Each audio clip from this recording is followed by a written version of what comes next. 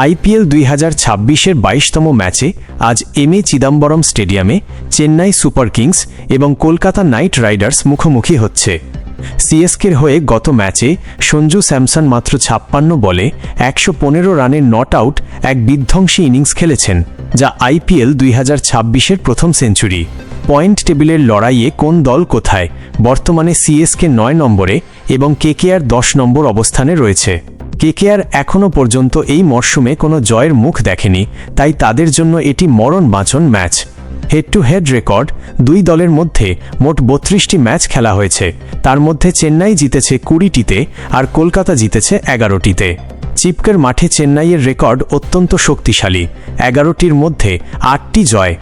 Bowling শক্তি, সিএসকের Jamie Overton গত ম্যাচে 4 wicket নিয়ে দারুণ ফর্মে আছেন। অন্যদিকে কেকেআরের বোলিং ইউনিটে ক্যামেরন গ্রিন এবং সুনীল নারিন মূল আকর্ষণ। শোনা যাচ্ছে কাফ ইনজুরি কাটিয়ে ধোনি এই ম্যাচে ফিরতে পারেন। বন্ধু, তোমার কি মনে হয় এই ম্যাচে কোনো টিম বেশি এগিয়ে? এখনই কমেন্ট করে জানাতে পারো। তবে তার আগে একটু কষ্ট করে চ্যানেলটা সাবস্ক্রাইব করে দিও।